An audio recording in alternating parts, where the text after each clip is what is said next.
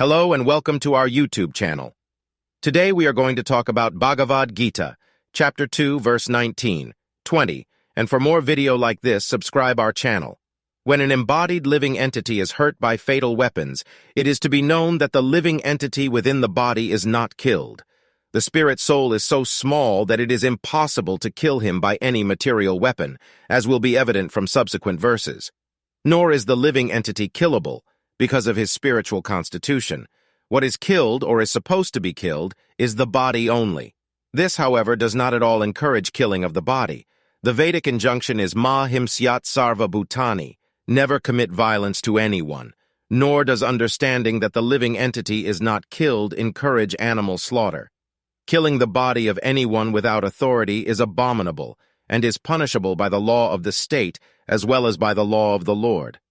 Arjuna, however, is being engaged in killing for the principle of religion, and not whimsically. Verse 20.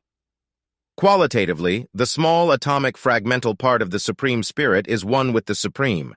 He undergoes no changes like the body. Sometimes the soul is called the steady, or kutastha. The body is subject to 6 kinds of transformations. It takes its birth from the womb of the mother's body, remains for some time, grows, produces some effects, gradually dwindles, and at last vanishes into oblivion. The soul, however, does not go through such changes. The soul is not born, but because he takes on a material body, the body takes its birth. The soul does not take birth there, and the soul does not die. Anything which has birth also has death. And because the soul has no birth, he therefore has no past, present, or future. He is eternal, ever-existing, and primeval. That is, there is no trace in history of his coming into being. Under the impression of the body, we seek the history of birth, etc., of the soul. The soul does not at any time become old, as the body does.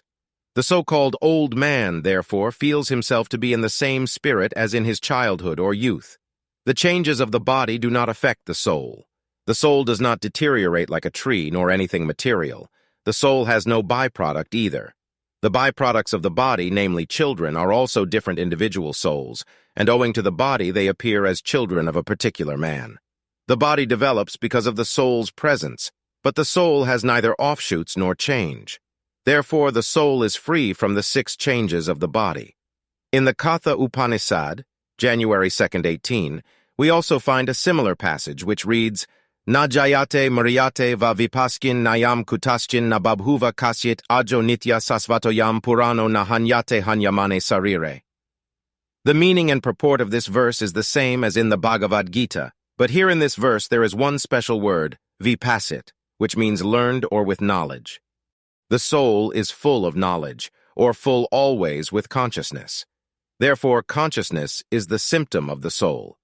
Even if one does not find the soul within the heart, where he is situated, one can still understand the presence of the soul simply by the presence of consciousness. Sometimes we do not find the sun in the sky owing to clouds, or for some other reason, but the light of the sun is always there, and we are convinced that it is therefore daytime. As soon as there is a little light in the sky early in the morning, we can understand that the sun is in the sky. Similarly, since there is some consciousness in all bodies, whether man or animal, we can understand the presence of the soul. This consciousness of the soul is, however, different from the consciousness of the Supreme, because the Supreme Consciousness is all knowledge past, present, and future. The consciousness of the individual soul is prone to be forgetful. When he is forgetful of his real nature, he obtains education and enlightenment from the superior lessons of Krishna. But Krishna is not like the forgetful soul. If so, Krishna's teachings of Bhagavad Gita would be useless. There are 2 kinds of souls, namely the minute particle soul, Anu Atma, and the super soul, Vibhu Atma.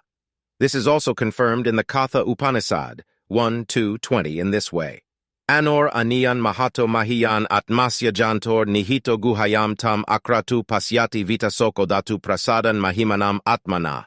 Both the super soul, Paramatma, and the atomic soul, Jivatma, are situated on the same tree of the body within the same heart of the living being, and only one who has become free from all material desires as well as lamentations can, by the grace of the Supreme, understand the glories of the soul. Krishna is the fountainhead of the Supersoul also, as it will be disclosed in the following chapters, and Arjuna is the atomic soul, forgetful of his real nature. Therefore, he requires to be enlightened by Krishna, or by his bona fide representative, the spiritual master.